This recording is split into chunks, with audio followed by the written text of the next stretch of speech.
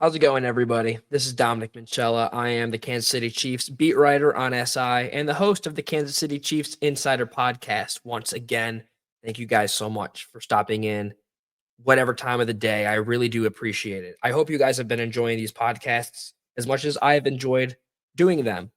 But we're going to stick to a undrafted free agent topic. Um, because if you remember me saying a few episodes ago, we've touched on the top three to pay attention to have a chance at getting their way into the roster in the pros quicker than the other ones who've got signed. Um, I've touched on Elijah Badger, obviously, Brandon George, linebacker out of Pittsburgh, but one guy that I've touched on before that I think needs some reiterating is tight end Jake Briningstool. And the more I think about it, the more I do really think that he has a chance of making his debut this season. I do think that. I think that with everything that he was able to achieve in his collegiate seasons, getting passed up on by multiple other franchises throughout the draft process and falling into the hands of the Kansas City Chiefs is like a gift sent from above, especially on the offensive standpoint. And here's the reason why. So, as we know, Travis Kelsey is retiring at some point in the near future. It could even be after this season. While his production has decreased in several years in a row now, we're just seeing a once elite player starting to, his body is just starting to give up on him. That's no problem at all. But that being said, if they do pivot to Noah Gray, Jared Wiley, there is some room to add a youthful prospect, which makes sense to why the Chiefs wanted to bring in Jake Briningstool.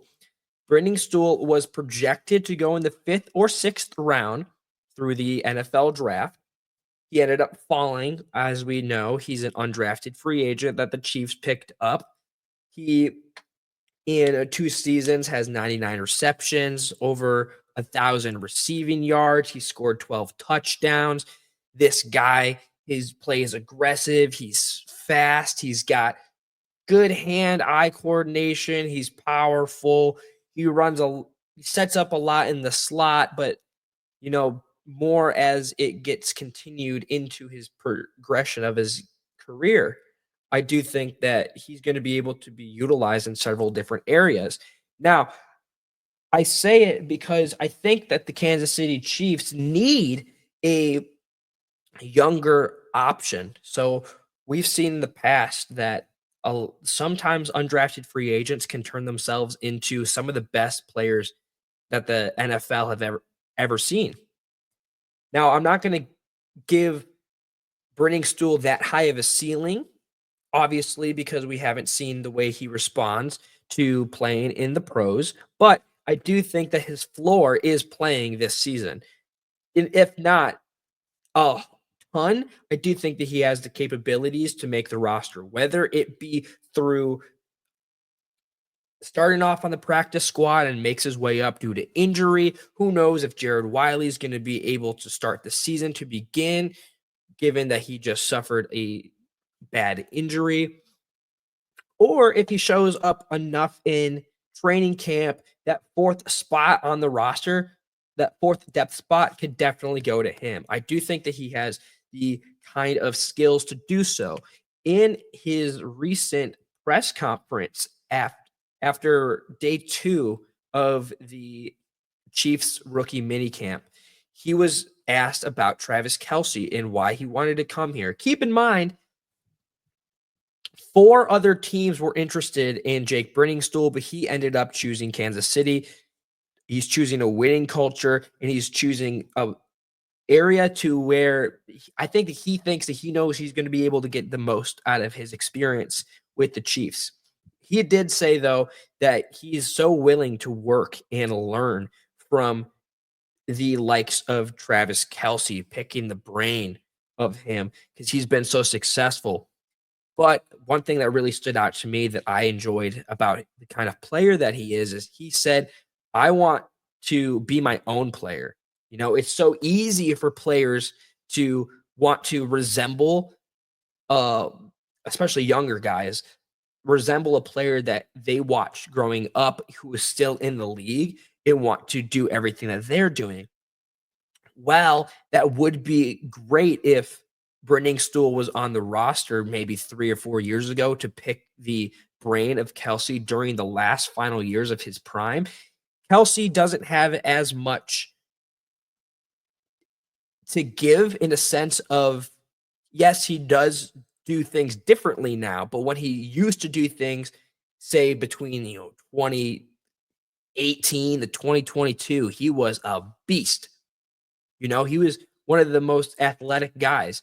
Now that that has passed, it might be difficult to, if he's going to try and manage or replicate his game after the current version of Travis Kelce, I don't think that he's going to be as successful, which is super positive to see that he wants to become his own player.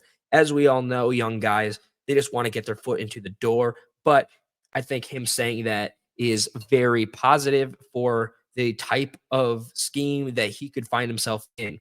Whether he makes the roster and is a long-term addition will still be waited to be seen. But if Travis Kelsey does end up retiring this season, I think that Noah Gray will slide up into that slot. Jared Wiley would slide up into that spot, and then Jake Briningstool, to where I think that the former Clemson product would be able to learn the ropes similarly to how these other young tight ends are, because I think I've touched on this before. Noah Gray is very good to where he can pick up the pieces that are left by Travis Kelsey once he retires to where it's a smooth transition. But then after Noah Gray, if you don't have a tight end prospect that shoots out to you, you've got to have a younger room. Jake Breen's school, very young, very teachable, very moldable. He plays aggressively. He's the kind of guy that fits into the offensive game plan. I think that Jake Briningstool is a guy to pay attention to where he could even see himself donning a Chiefs uniform in a professional game this season. That's going to wrap it up today. I know it's a little bit short, but I will see you guys tomorrow. As always, you can follow us on Twitter, both myself at Dom Minchella on X, formerly Twitter, or KC Chiefs on SI, also on X. You can look us up. We post every single day. I post and repost on my social media pages. So just keep up if you don't want to miss any breaking stories as we go through another offseason, getting closer and closer to the 2025 NFL campaign. As always, guys, be kind to one another, and I'll see you guys tomorrow.